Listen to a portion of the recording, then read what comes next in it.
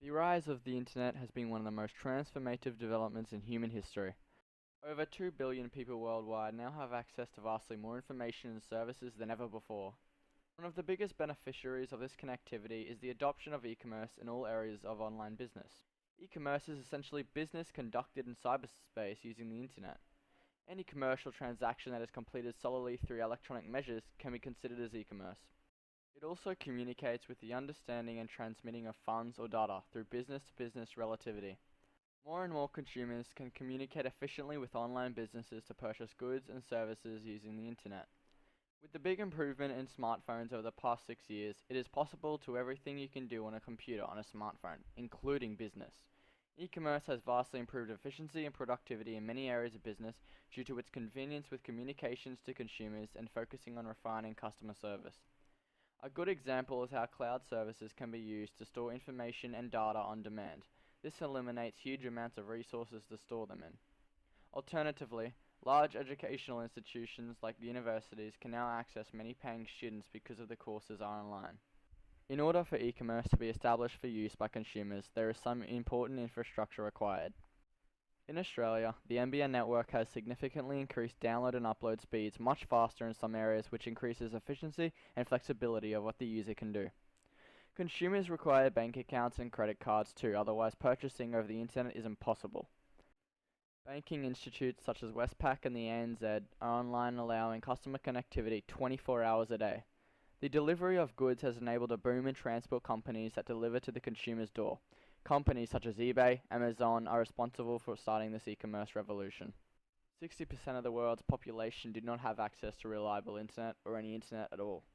This is 4.2 billion, a huge market that could be helped out of poverty by technology such as the internet.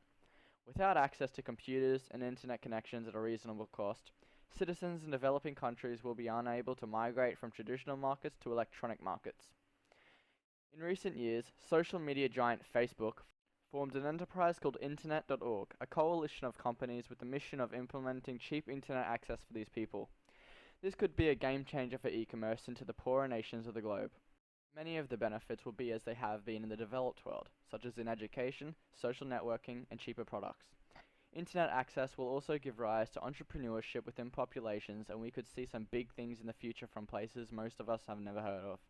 E-commerce promises to be the stimulating catalyst for economic growth in developing nations if the problem of connectivity can be solved.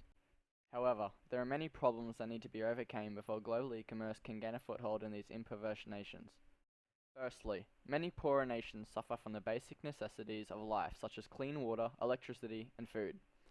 Rural Africans, for instance, spend most of their day just trying to find enough water and food to survive. Would these people be able to use a computer or iPhone and do business? Established trade in these nations will be difficult to compare to e-commerce, particularly in agricultural areas that practice sustenance farming or farming food to barter for other goods. Secondly, government policy is a big reason many of these countries remain poor. A good example is Zimbabwe, since Robert Mugabe gained control and ruined the economy. Due to the amount of money and time required to be invested to build appropriate framework to implement e-commerce, government initiative lags behind, and thus the digital ecosystem of e-commerce is neglected. War and famine can also displace people from their homes, such as what is happening in Somalia and Syria. However, in these situations, it has been the mobile connectivity that has allowed refugees to keep in touch with loved ones and choose a country to flee to. Poorer countries, as we have seen, can benefit from the establishment of e-commerce. If by some chance the Internet.org coalition succeeds to bring internet access to developing countries, the future could be very bright for not only its people, but worldwide online businesses. The most powerful tool the internet will bring to poorer people is knowledge. This knowledge will affect them positively by making them educated and wealthier, and also more informed about the digital world they live in.